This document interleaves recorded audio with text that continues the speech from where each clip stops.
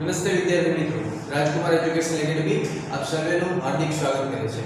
આજનું ધોરણ છે ધોરણ 8, વિષય છે વિજ્ઞાન। જેમાં પ્રકરણ આપણે 2 જોઈ રહ્યા છીએ, સૂક્ષ્મજીવો, મિત્ર અને શત્રુ। સૂક્ષ્મજીવો એટલે શું, કઈ રીતે રહે છે, ક્યાં રહે છે, કોને કોને આપણે સૂક્ષ્મજીવ કહી શકીએ, આ બધી માહિતી છે આપણે આગળના પાઠની અંદર જોઈ લીધી છે। સાથે સાથે મિત્ર એટલે કે આપણને લાભ કરતા કઈ રીતે છે એ પણ આપણે જોઈ ગયા, અને સાથે સાથે એનું નામ છે શત્રુ એટલે કે આપણે ગેરલાભ કઈ રીતે કરે છે એ પણ આપણે આગળના પાઠ હતો એની અંદર આપણે જોઈ ગયા છીએ। છેલ્લે આપણે જે પોઈન્ટ જોયો તો ખોરાક વિષાંતર એટલે કે ફૂડ પોઈઝનિંગ નો આપણે વસ્તુ કે સૂક્ષ્મજીવો દ્વારા ફૂડ પોઈઝનિંગ પણ થાય છે અને એનાથી કઈ રીતે બચી શકાય છે, ડોક્ટર પાસે જવું પડે છે, દવા લેવી પડે છે, ન થાય એના માટે શું કરવું એ પણ આપણે જોઈ ગયા હતા। તો આટલી ચર્ચા આપણે કરી લીધી છે। આજે વિડિયોના અંત ભાગમાં આપણે આ પાઠમાં એટલે કે આ પ્રકરણના અંત ભાગમાં આપણે આવ્યા છીએ। આ પાઠની અંદર આપણે શું જોવાનું છે તો પહેલા તો જોવાનું છે ખોરાકની જાળવણી, ફૂડ પોઈઝનિંગ ન થાય, કારણ કે ત્યાં પૂરું કર્યું હતું। તો હવે આપણે આવશું ખોરાકની જાળવણી કઈ કઈ રીતે થઈ શકે છે એ આપણે આની અંદર જોવાનું છે, અને સાથે સાથે નાઇટ્રોજન સ્થાપન અને નાઇટ્રોજન ચક્ર એ પણ આપણે આ પાઠની અંદર જોવાનું છે। તો પહેલાની જેમ પહેલા આપણે પ્રોજેક્ટર દ્વારા એને જોઈશું અને સાથે સાથે એને સમજવાનો પ્રયત્ન કરીશું। તો આવો આપણે જોઈએ ખોરાકની જાળવણી। ખોરાકની જાળવણી આપણે ખોરાકની જાળવણી તેમજ સંગ્રહના ઉપાયો વિશે અભ્યાસ કર્યો। આપણે બનાવેલ ભોજનની જાળવણી ઘરે કેવા પ્રકારે કરી શકીએ? આપણે બનાવેલ ખોરાકને ઢાંકીને રાખીએ છીએ અથવા તેને ગરમ કરીને કે રેફ્રિજરેટરમાં મૂકીને જાળવણી કરી શકીએ। તમે જાણતા હશો કે ખુલ્લા સ્થાને કે ભેજવાળી જગ્યાએ રાખેલ તેલ ઉપર ફૂગ આક્રમણ કરે છે। સૂક્ષ્મજીવો આપણા ખોરાકને દૂષિત કરે છે। દૂષિત ખોરાકમાંથી વાસ આવવા લાગે છે, તેનો સ્વાદ પણ ખરાબ થઈ જાય છે તથા રંગરૂપમાં પણ પરિવર્તન આવી શકે છે। શું ખોરાકનું દૂષિત થવું તે એક રાસાયણિક પ્રક્રિયા છે? ખોરાકમાં રહેલા કાર્બોદિતનો સૂક્ષ્મજીવો રાસાયણિક પ્રક્રિયા દ્વારા વિઘટન કરી alcohol, lactic acid, propionic acid, butyric acid વગેરે બનાવે છે। સૂક્ષ્મજીવો દ્વારા ભોજનમાં રહેલી ચરબીનું વિભાજન થઈ ગ્લિસરોલ અને ફેટી એસિડ બને છે। ખોરાકમાં કાર્બનિક એસિડ ક્ષારો સ્વરૂપે રહેલા હોય છે, જેને સૂક્ષ્મજીવો રિડક્શન કરી આલ્કલાઇન બનાવે છે। આ જ રીતે પ્રોટીનનું પણ વિઘટન સૂક્ષ્મજીવો દ્વારા થાય છે। કેટલાક પ્રોટીનના વિઘટનથી ખૂબ જ ખરાબ દુર્ગંધ આવે છે, જે હાઇડ્રોજન સલ્ફાઇડ અને એમોનિયા ઉત્પન્ન થવાથી આવે છે। પહેલી કેટલીક કેરીઓ ખરીદી, પરંતુ તેણે ઘણા દિવસો સુધી તેને ખાધી નહીં। પછી તેણે જોયું તો તે બગડી ગઈ હતી, પરંતુ તે જાણતી હતી કે તેની દાદી દ્વારા બનાવવામાં આવેલ કેરીનું અથાણું લાંબા સમય સુધી બગડતું નથી। તે મૂંઝવણમાં છે। પહેલીના દાદી દ્વારા બનાવવામાં આવેલ કેરીનું અથાણું લાંબા સમય સુધી બગડતું નથી, કારણ કે અથાણાને સૂક્ષ્મજીવોના આક્રમણથી રક્ષણ આપવા માટે જાળવણીની કેટલીક પદ્ધતિઓનો ઉપયોગ કરીએ છીએ। ચાલો આપણે ખાદ્ય પદાર્થોની જાળવણીની કેટલીક પદ્ધતિઓનો અભ્યાસ કરીએ, જેનો ઉપયોગ આપણે આપણા ઘરમાં કરીએ છીએ। આપણે તેને સૂક્ષ્મજીવોના આક્રમણથી રક્ષણ આપવું જોઈએ। રાસાયણિક પદ્ધતિ સૂક્ષ્મજીવોની વૃદ્ધિ અટકાવવા માટે સામાન્ય રીતે મીઠું અથવા ખાદ્ય તેલ વપરાય છે, માટે તેને જાળવણીકારક પદાર્થો કહે છે। અથાણું બનાવવામાં મીઠું તથા એસિડ પ્રિઝર્વેટિવનો ઉપયોગ સૂક્ષ્મજીવોનું આક્રમણ અટકાવવા માટે થાય છે। સોડિયમ બેન્ઝોએટ તથા સોડિયમ મેટાબાયસલ્ફાઇડ જાણીતા પ્રિઝર્વેટિવ્સ છે। તેઓ ફળોના જામ તથા રસને પણ બગડતા અટકાવે છે। મીઠા દ્વારા જાળવણી લાંબા સમયથી મીઠાનો ઉપયોગ માંસ તેમજ માછલીની જાળવણી માટે કરવામાં આવે છે। બેક્ટેરિયાની વૃદ્ધિ અટકાવવા માટે માંસ તથા માછલીઓને સૂકા મીઠાથી ઢાંકી દેવામાં આવે છે। મીઠાનો ઉપયોગ કેરી, આમળા તેમજ આંબલીની જાળવણી માટે પણ કરવામાં આવે આવે છે. શર્કરાની મદદથી જાળવણી. જામ, જેલી તથા ફળોના રસની જાળવણી શર્કરા વડે કરવામાં આવે છે. શર્કરા ભેજનું પ્રમાણ ઘટાડે છે, જે ખોરાકને દૂષિત કરતા બેક્ટેરિયાની વૃદ્ધિને નિયંત્રિત કરે છે. તેલ તેમજ વિનેગર દ્વારા જાળવણી. તેલ તથા વિનેગરનો ઉપયોગ અથાણાને બગાડતા અટકાવવા માટે કરવામાં આવે છે, કારણ કે બેક્ટેરિયા તેની હાજરીમાં મૃત્યુ પામે છે. શાકભાજી, ફળ, માછલી તથા માંસની જાળવણી પણ આ પદ્ધતિથી કરવામાં આવે છે. ગરમી તેમજ ઠંડીથી સારવાર. તમે તમારી મમ્મીને દૂધ ગરમ કરતા જોયા હશે. ગરમ કરવાથી અનેક સૂક્ષ્મજીવો નષ્ટ થઈ જાય છે. આ પ્રકારે આપણે ખોરાકને રેફ્રિજરેટરમાં મૂકીએ છીએ, કેમ કે નીચું તાપમાન સૂક્ષ્મજીવોની વૃદ્ધિને અટકાવે છે.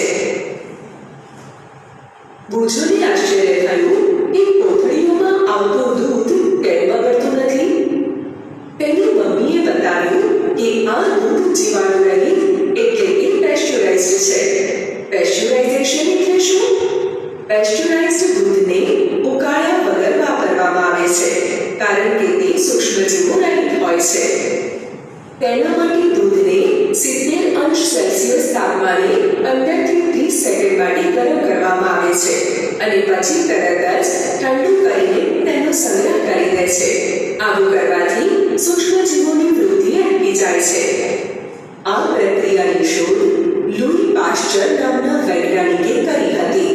આથી તેને પેસ્ચ્યુરાઇઝેશન કહે છે. તો જોયું ને વિદ્યાર્થી મિત્રો, ખોરાકની જાળવણીની અલગ અલગ પદ્ધતિ આપણે જોઈ. તો સૌપ્રથમ એ સમજવાની જરૂર છે કે ખોરાકની જાળવણી કરવાની જરૂર કેમ પડે છે. કારણ કે ખોરાક છે એ ફૂડ આપણે પોઈઝનિંગની જે વાત કરી એવી રીતે કન્વર્ટ ન થવું જોઈએ. ઘણીવાર તમે પણ જોયું હશે, હમણાં ઘણા બધા તમે લોકોએ સીઝન ગઈ તો કેરીઓ ઘરે લાવીને ખાધી હશે, જેમાંથી તમે જોઈ શકતા હશો કે થોડો સમય જતો રહે છે, એ પછી અમુક કેરીઓ છે બગડી જાય છે, એટલે કેરી ખાવા લાયક રહેતી નથી અને આપણે પણ એને ફેંકી દઈએ છીએ. તો ખોરાકના આવા બધા ઘટકો છે જે સૂક્ષ્મજીવોના કારણે, કોના કારણે? સૂક્ષ્મજીવોના કારણે એ બગડે છે. એમાં રહેલા ઘણા ઘટકો છે. આહારના ઘટકો વિશે આપણે અભ્યાસ કરી ગયા છીએ. પ્રોટીન, ચરબી, કાર્બોહાઈડ્રેટ, આ બધા જ પદાર્થો છે એ સૂક્ષ્મજીવો એમાંથી એ વસ્તુ લઈ અને એને ઝેરમાં એટલે કે પોઈઝનમાં પરિવર્તિત કરી નાખે છે, જેથી ખોરાક છે ખાવા લાયક રહેતો નથી અને જો એ ખાવામાં આવે તો આપણે માંદા પડી જઈએ છીએ. એટલા માટે એ ખાવો છે એ હિતાવહ છે નહીં. તો આના ઉપરથી આપણને ખ્યાલ આવે કે ખોરાકની જાળવણી કરવી શા માટે જરૂરી છે. એ કેરીની વાત આવી, જેનું ઉદાહરણ તમે જોયું કે કેરી છે તમે 10-12 દિવસ રાખી મૂકો છો તો બગડી જાય છે, તમને દેખાશે. પરંતુ આપણા જ ઘરમાં કેરીનું બનાવેલું અથાણું હશે જે બગડતું નથી. ગુજો પહેલેની દાદીએ પણ એ રીતે બનાવેલું અથાણું હતું, તેનો પ્રશ્ન થયો કે આ તો 1 વર્ષ સુધી રહેશે તો બગડતું નથી. કેમ નથી બગડતું? એમાં જાળવણીની અમુક પદ્ધતિઓ આપેલી હોય છે જેને કારણે બગડતું નથી. ખાસ કરીને મીઠું અને તેલ એ આપણે અથાણાની અંદર નાખીએ છીએ તો તે બેક્ટેરિયાની વૃદ્ધિ છે એ અટકાવી દે છે. એવી જ રીતે આ અમુક પદ્ધતિ આપણે આમાં પણ જોયું અને એના વિશે ચર્ચા પણ કરી કે રાસાયણિક પદ્ધતિ, જે રાસાયણિક પદ્ધતિથી અમુક વસ્તુને પ્રિઝર્વેટિવ કરવામાં આવે છે એટલે કે જાળવવામાં આવે છે, જેને કારણે એની અંદર બેક્ટેરિયાની વૃદ્ધિ થતી નથી અને એ વધારે પડતું બગડતું નથી. એ જ રીતે આપણે જોયું મીઠું, તો કે મીઠું છે એ પણ ઘણી જગ્યાએ જોયું હશે તમે કે આમળા છે, આંબલી છે, આપણે એની સાથે તો ખાઈએ છીએ, પરંતુ જો એને ખરેખર મીઠામાં રાખવામાં આવે તો પણ એ લાંબા સમય સુધી ટકી રહે છે, બગડતું નથી. એવી જ રીતે માંસ છે અને માછલી છે, એને પણ જો જાળવવું હોય તો ઉપર સૂકું મીઠું છે એની ઉપર નાખી દેવામાં આવે છે, જેને કારણે એનો બગાડ થતો નથી. શા માટે નથી થતો? કારણ કે બેક્ટેરિયા છે એની વૃદ્ધિ થઈ શકતી નથી અને એ બગડતું નથી. એવી જ રીતે આપણે જોયું કે શર્કરા દ્વારા તો અથાણું છે, જામ છે, શરબત, આપણે ફળનો રસ મળતો હોય, આ બધું જોશો તો એમાં પણ ખાંડ ઉમેરવામાં આવે છે, જેને કારણે એ બગડતું નથી. એ શું કરશે તો કે H2O ભેજનું પ્રમાણ છે એ ઘટાડી નાખવાનું કામ કરે છે, જેને કારણે બેક્ટેરિયાની વૃદ્ધિ છે એ અટકી જશે, આગળ વધી શકશે નહીં. એ જ રીતે તેલ અને વિનેગર, તેલ મેં તમને કીધું એ પ્રમાણે અથાણાની અંદર નાખવામાં આવે તો એ બગડતું નથી. આવી ઘણી જાળવણી તમે જોયેલી હશે કે આપણે તેલ દ્વારા એની જાળવણી કરી શકીએ છીએ. ક્યાંક ક્યાંક તમે જે અઠવાડિયા શું વર્ષ દિવસના ઘઉં ને અનાજ ભરવામાં જે આવે છે એમાં પણ તેલ લગાડવાનું હોય છે, એરંડિયાનું તેલ નાખીને એને રાખવામાં આવે છે, તેનો બગાડ થતો નથી. એ જ રીતે વિનેગર પણ છે કે વિનેગર છે કોઈ પણ વસ્તુમાં નાખવામાં આવે તો લાંબા સમય સુધી એને પ્રિઝર્વ કરી શકાય છે, રાખી શકાય છે. તેમજ ગરમી અને ઠંડીથી પણ સારવાર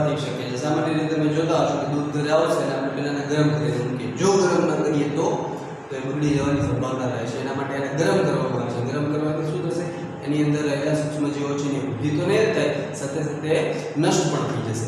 એવી રીતે ઠંડીથી સારવાર એટલે કે આપણે કોઈ પણ વસ્તુને રાખી છે તો ફ્રીજની અંદર રાખશું, જો ફ્રીજમાં રાખેલી વસ્તુઓ છે તો બગડશે નહીં, કારણ કે તાપમાન ઘણું બધું નીચું જતું રહેશે. એવામાં પણ બેક્ટેરિયાની વૃદ્ધિ છે એ થઈ શકતી નથી અને એ બચી જાય છે. એવામાં પ્રશ્ન પાછો એક આવે કે દૂધની આપણે કોથળી જે બજારમાંથી લઈ આવીએ છીએ એને તો ગરમ નથી કરતા તો પણ બગડતું નથી. તો ક્યારેક પણ હવે પછી જ્યારે પણ તમે દૂધ જોવો તો એની નીચે લખેલું છે પેસ્ચ્યુરાઇઝેશન, પેસ્ચ્યુરાઇડ મિલ્ક એવું લખેલું હશે. એટલે કે એનું પેસ્ચ્યુરાઇઝેશન એટલે કે પ્રોસેસ થઈ અને એને સંગ્રહ કરી શકાય એવી પરિસ્થિતિમાં લખવામાં આવ્યું છે. તો અહીંયા સમજી કે પેસ્ચ્યુરાઇઝેશન શું છે? તો મોટા પાયા ઉપર એ દૂધને ભેગું કરી એને 70 ડિગ્રી સેલ્સિયસ સુધી 15 થી 30 સેકન્ડ સુધી 70 ડિગ્રી તાપમાન આવે ત્યાં સુધી એને તપાવવામાં આવે છે, એટલે કે ગરમ કરવામાં આવે છે અને પછી તરત જ એને ઠંડુ પાડી દેવામાં આવે છે. જેને કારણે શું થશે? એ બગડશે નહીં. એક સાથે એકદમ ગરમ કરીને તરત ઠંડુ પાડી દેવામાં આવે એટલે ઘરે આ પ્રોસેસ કરી શકતા નથી, કારણ કે ગરમ તો થાય પછી એને તરત તો ફ્રીજમાં મૂકાતું નથી તો ફ્રીજ બગડી જશે. બરાબર ને? તો આવી આ પ્રોસેસ કરવામાં આવે છે ઇન્ડસ્ટ્રીયલ લેવલ ઉપર. પછી એ દૂધ જે પેકિંગ કરવામાં આવે છે એ થોડો લાંબા સમય સુધી બગડી શકતું નથી. અને આની શોધ છે લુઈ પાસ્ચરે કરી હતી, આ પ્રોસેસની શોધ. એના માટે પેસ્ચ્યુરાઇઝેશન એવું નામ આપવામાં આવ્યું. અને છેલ્લે આવેલું છે હવાચુસ્ત પેકિંગ દ્વારા. ઘણી બધી માર્કેટમાં મળતી વસ્તુઓ તમે જોશો તેમાં તમે જોઈ શકશો ખાસ કરીને ખારીશી અથવા દાળિયા કે આ બધી વસ્તુ તમે પેકિંગમાં લેવા જાઓ છો તો એકદમ હવા અંદરથી હવા જે પણ હશે એ કાઢી લેવામાં આવે છે. જો એને હવા નથી મળતી તો એની અંદર બેક્ટેરિયા કે બીજો કોઈ પ્રશ્ન જીવાણુ જવાનો પ્રશ્ન રહેતો નથી. એટલે હવાચુસ્ત પેકિંગ દ્વારા પણ એને જાળવી શકાય છે. તો અહીંયા આપણે જોયું ખોરાકની જાળવણી છે એ કઈ રીતે થઈ શકે છે. હવે પછીના પોઈન્ટ છે એ છે નાઇટ્રોજન સ્થાપન અને નાઇટ્રોજન ચક્ર, જેની માહિતી છે એ આપણે મેળવીએ. નાઇટ્રોજન સ્થાપન. તમે રાઇઝોબિયમ બેક્ટેરિયા વિશે અભ્યાસ કર્યો હશે. તે શીંડી કુળની વનસ્પતિમાં નાઇટ્રોજન સ્થાપનમાં મદદ કરે છે. યાદ કરો કે રાઇઝોબિયમ શીંડી કુળની વનસ્પતિની મૂળ કંડિકાઓમાં વસવાટ કરે છે, જેમ કે વાલ અને વટાણા કે જેની સાથે સહજીવી સંબંધ ધરાવે છે. ક્યારેક વીજળીના ચમકારા દ્વારા પણ વાતાવરણીય નાઇટ્રોજનનું સ્થાપન થાય છે. પરંતુ તમે જાણો છો કે નાઇટ્રોજનની માત્રા વાતાવરણમાં સ્થિર રહે છે. તમને આશ્ચર્ય થશે કે આવું કઈ રીતે સંભવ છે. ચાલો તેના વિશે હવેના ભાગમાં સમજીએ. અહીંયા વિદ્યાર્થી મિત્રો આપણે જોયું નાઇટ્રોજન સ્થાપન વિશે. નાઇટ્રોજન સ્થાપન એટલે શું? તો કે નાઇટ્રોજનને ફરી પાછું જમીનમાં સ્થાપન કરવાની ક્રિયાને નાઇટ્રોજન સ્થાપનની પ્રક્રિયા કહેવામાં આવે છે. અને આના માટે ફરી પાછું આપણે ક્યાં જવું પડશે? પાછળના આગલા તમે જે વર્ગમાં પડી ગયા ત્યાં આપણે જોયું હતું રાઇઝોબિયમ નામના બેક્ટેરિયા જે ક્યાં થતા હશે? કઠોળ સિમ્બિકુળની વનસ્પતિ જે છે એટલે કે ખાસ કરીને કઠોળની મૂળ કંડિકાઓમાં રાઇઝોબિયમ નામના બેક્ટેરિયા રહેલા છે. સૂક્ષ્મજીવ, આપણે સૂક્ષ્મજીવ સાથે કનેક્ટ કરવાનું છે ને, તો એ સૂક્ષ્મજીવ છે એને કારણે છે એ અમુક વનસ્પતિ છે એ નાઇટ્રોજન મેળવી શકે છે. ડાયરેક્ટ હવામાંથી મેળવી શકાતો નથી. તો એ બેક્ટેરિયાના કારણે એ ત્યાંથી મેળવી શકે છે. તો એ જે સ્થાપન થાય છે એ બેક્ટેરિયા દ્વારા સ્થાપન થાય છે, એને કહેવામાં આવશે નાઇટ્રોજન સ્થાપન. અને સાથે સાથે એ પણ જોવાનું કે નાઇટ્રોજન ચક્ર શા માટે જરૂરી છે? તો પહેલા પણ કીધું કે હવામાં કેટલા પર્સન્ટેજ નાઇટ્રોજન રહેલું છે? 78%. હવે બધા ઉપયોગ કરે તો ઘટવું જોઈએ કે ન ઘટવું જોઈએ? જેવી રીતે આપણે ઓક્સિજન ચક્ર અને કાર્બન ડાયોક્સાઇડ ચક્ર છે એવી રીતે નાઇટ્રોજન ચક્ર છે. તો એ વાતાવરણમાંના નાઇટ્રોજનની માત્રા છે એ એમને અને સ્થિર રહે છે, કોઈ પણ જાતનો ફેરફાર થતો નથી. પરંતુ બાકીના બધા ઉપયોગ પણ કરે છે તો પાછો એટલો ને એટલો વાયુ મુક્ત પણ થતો હશે. તો એ સમજવા માટે હવે આપણે જોઈએ નાઇટ્રોજન ચક્ર. નાઇટ્રોજન ચક્ર. આપણા વાતાવરણમાં 78% નાઇટ્રોજન વાયુ છે. નાઇટ્રોજન બધા સજીવો માટે આવશ્યક ઘટક છે, જેમ કે પ્રોટીન, ક્લોરોફિલ, ન્યુક્લિક એસિડ તેમજ વિટામિન્સ માટે હાજર હોય છે. વનસ્પતિઓ તથા પ્રાણીઓ વાતાવરણીય નાઇટ્રોજનનો સીધો ઉપયોગ કરી શકતા નથી. ભૂમિમાં રહેલ બેક્ટેરિયા તેમજ નીલહરિત લીલ વાતાવરણમાં રહેલ નાઇટ્રોજન સ્થાપન કરીને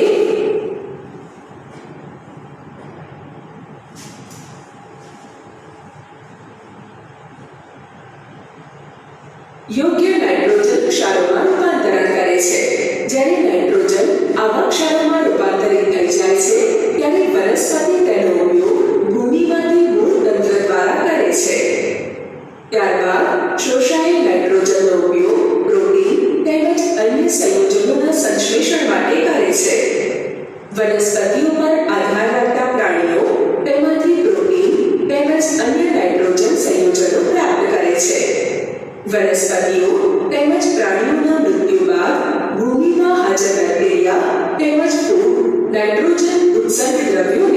નાઇટ્રોજનના સંયોજનોમાં પરિવર્તિત કરે છે, જે વનસ્પતિ દ્વારા પુનઃ ઉપયોગમાં લેવાય છે. કેટલાક વિશિષ્ટ બેક્ટેરિયા નાઇટ્રોજનયુક્ત સંયોજનોને નાઇટ્રોજન વાયુમાં રૂપાંતરિત કરે છે, જે વાતાવરણમાં ચાલ્યું જાય છે. પરિણામે વાતાવરણમાં નાઇટ્રોજનની માત્રા લગભગ જળવાઈ રહી છે.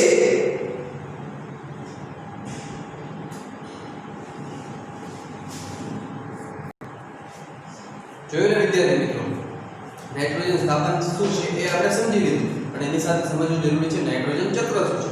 ચક્ર એટલે એક પ્રક્રિયા છે પૂર્ણ થઈ અને આખું એક ચક્ર બનતું હશે. જે પ્રમાણે ઓક્સિજન ચક્રની અંદર વાત કરીએ કે આપણે જાણીએ છીએ કે 78% નાઇટ્રોજન છે, ઓક્સિજન છે, સાથે સાથે કાર્બન ડાયોક્સાઇડ છે. આ બધા જ વાયુઓથી વાતાવરણ છે બનેલું છે, પણ એમાં એક પરમાણુ છે જળવાઈ રહે છે. એ કઈ રીતે જળવાઈ રહે છે? તો જે રીતે જળ ચક્ર, એ પણ તમે આગળ ભણી ગયા છો કે જળ ચક્ર એટલે કે ભૂમિ ઉપર જળની માત્રા જળવાઈ રહે છે. એવી જ રીતે નાઇટ્રોજન ચક્ર છે એ પણ જાણવું જરૂરી છે. આપણને તો ખ્યાલ છે કે 78% નાઇટ્રોજન આવેલો છે. તો 78% જળવાય કઈ રીતે છે? કારણ કે સજીવોને, વનસ્પતિ બધાને નાઇટ્રોજનની જરૂર તો પડે છે, પરંતુ સાથે સાથે એ પણ જાણવું જરૂરી છે કે ડાયરેક્ટ ઉપયોગમાં આપણે લઈ શકતા નથી. જેના માટે આપણે નાઇટ્રોજન સ્થાપન જોયેલું કે રાઇઝોબિયમના બેક્ટેરિયા દ્વારા, ક્યારેક વીજળીના ચમકારા દ્વારા પણ નાઇટ્રોજનનું સ્થાપન છે ભૂમિમાં થાય છે. તો આપણે સમજવાનો પ્રયત્ન કરીએ. એટલે કે આ છે વાતાવરણીય નાઇટ્રોજન. જે વાતાવરણમાં નાઇટ્રોજનનું પ્રમાણ રહેલું છે એ આટલા પ્રમાણની અંદર રહેલું છે. એ પહેલા આપણે નાનકડું ચક્ર છે એ આપણે જોઈ લઈએ. ભૂમિમાં રહેલું નાઇટ્રોજન ક્યાંથી આવશે? રાઇઝોબિયમ નામના બેક્ટેરિયા દ્વારા છે એ ભૂમિમાં નાઇટ્રોજન જે પણ સંયોજનો બનાવે છે અને એને કારણે એના ઉપયોગમાં લઈ શકાય એવું બનાવે છે. તો એ ભૂમિ દ્વારા શું થશે? તો કે વનસ્પતિ છે એનો ઉપયોગ કરી અને એનો વિકાસ પામશે. વનસ્પતિના ઉપયોગ દ્વારા શું થશે? તો કે પ્રાણીઓ વનસ્પતિને ખાશે અને નાઇટ્રોજનને ગ્રહણ કરશે. એ પછી શું થશે? તો કે પ્રાણીનું મૃત્યુ થશે. તો મૃતદેહ એનો છે એ જમીનમાં પડ્યો રહેશે અને ધીમે ધીમે સડશે. સડવાથી શું થશે? એમાં પણ નાઇટ્રોજનના અમુક તત્વો છે એ ઉમેરાશે અને ફરી પાછા જમીનમાં હોવાને કારણે ક્યાં થશે? તો કે ડાયરેક્ટ ભૂમિની અંદર જશે. આ એક નાનકડું નાઇટ્રોજન ચક્રનો એક પાર્ટ છે કે જે રીતે ભૂમિમાંથી ઉપયોગ લઈ અને આટલું થઈ શકે છે. હવે વિશાળ પ્રમાણમાં જોઈએ આપણે તો કે પેલો આવશે વાતાવરણીય નાઇટ્રોજન. ડાયરેક્ટ તો આપણે ઉપયોગમાં લઈ શકતા નથી એટલો તથા છે. તો ક્યાં થશે? અમુક થશે વીજળી જ્યારે થશે, ચોમાસાના સમયમાં વીજળી થાય છે, તો વીજળી દ્વારા પણ નાઇટ્રોજનનું છે ભૂમિમાં સ્થાપન થાય છે. યાદ રાખો. પણ દર વખતે તો વરસાદ પડતો નહીં હોય, દર વખતે વીજળી થતી નહીં હોય. એના માટે સૂક્ષ્મજીવો છે ઉપયોગમાં આપણને આવે છે. જેમ કે નીલહરિત કણ છે એ પણ નાઇટ્રોજનને સ્થાપન કરવામાં મદદ કરે છે. અમુક લેવલે એ નાઇટ્રોજન જે વાયુ છે એને ભૂમિની અંદર લઈ આવે છે. જેમ રાઇઝોબિયમ નામના બેક્ટેરિયા, સિમ્બિકોટી વનસ્પતિમાં આપણે જોયું કે રાઇઝોબિયમ નામના બેક્ટેરિયા હોય છે જે વાતાવરણનું નાઇટ્રોજન છે એને પરિવર્તિત કરી એના સંયોજનને, ડાયરેક્ટ નાઇટ્રોજન નથી કરી શકતું, એના બિયાણું લેશે, એનું સંયોજન છે એને પરિવર્તિત કરી અને ભૂમિમાં એનું સ્થાપન કરશે. અહીંયાથી પાછો એક પ્રશ્ન આવ્યો કે ભૂમિમાં સ્થાપન થઈ ગયું, શું થશે? તો કે ભૂમિમાં નાઇટ્રોજનના સંયોજનનું સ્થાપન થશે અને એનો વનસ્પતિ દ્વારા ઉપયોગ કરવામાં આવશે. વનસ્પતિના ઉપયોગથી શું થશે? પ્રાણીઓ એને ખાશે. પ્રાણીઓને ખાવાથી એનો ક્યાંક ને ક્યાંક મૃત્યુ થશે, મૃતદેહ થશે અને ફરી પાછું જમીનમાં આવશે. પરંતુ અમુક એમના બેક્ટેરિયા છે એ શું કરશે? તો કે બેક્ટેરિયા છે નાઇટ્રોજન મુક્ત સંયોજનમાંથી નાઇટ્રોજન વાયુમાં ફેરવી નાખશે. 78% છે ને, આ તો આપણે ઉપયોગ જોયો. ચલો 78% છે જમીનમાં આવી ગયું, જમીનમાંથી ફરી પાછું વનસ્પતિમાં ગયું, ત્યારે પ્રાણીમાં ગયું, પ્રાણીમાંથી મૃતદેહ છે ફરી પાછું જમીનમાં આવી ગયું. તો આ તો ઘટતું રહેશે, પણ એ ઘટવા દેતું નથી. તેને કારણે સૂક્ષ્મજીવો, અમુક બેક્ટેરિયા છે અમુક સંયોજનોને ફરી પાછું એ વાતાવરણની અંદર મુક્ત કરી દે છે. તો અહીંયાનું જે પ્રમાણ છે એટલું 78% છે એ જળવાઈ રહે છે. તો આપણે માહિતી મેળવી નાઇટ્રોજન ચક્ર વિશેની. હજી જો ખ્યાલ ના આવ્યો તો એકવાર ફરી પાછો આ વિડિયો જોજો. તો આ નાઇટ્રોજન ચક્ર છે આ તમને સમજાઈ જશે અને આ રીતે છે એ જળવાઈ રહેશે. તો વિદ્યાર્થી મિત્રો, અહીંયા આપણે આ પ્રકરણ સૂક્ષ્મજીવો આપણા મિત્ર અને શત્રુ બંને રીતે આપણે જોઈ ગયા. સારી રીતે સમજાઈ ગયું હશે, તમને ચોક્કસપણે ખ્યાલ પણ આવ્યો હશે. જો કંઈ ન સમજાણું હોય તો એના માટે WhatsApp ગ્રુપની અંદર ક્યારેક તમે પ્રશ્ન છે શનિવારનો દિવસની અંદર રાખેલો છે ત્યારે પ્રશ્ન પણ પૂછી શકશો અને આગળ વધારે અભ્યાસ કરતા રહેશો. હવે વાત આવશે હોમવર્કની, જે કમ્પલસરી હોમવર્ક છે. અત્યાર સુધી તો આપણે મનપસંદ સરસ મજાનો હોમવર્ક મળતો હતો ને, પરંતુ હવે જે હોમવર્ક છે એ કમ્પલસરી છે, જે તમને PDF દ્વારા તમારા WhatsApp ઉપર છે મૂકી દેવામાં આવશે. જે સરસ રીતે તમારે લેખન કાર્ય છે એ કરવાનું છે. ફરી પાછા આપણે મળશું બીજા પ્રકરણ સાથે. ત્યાં સુધી આવજો.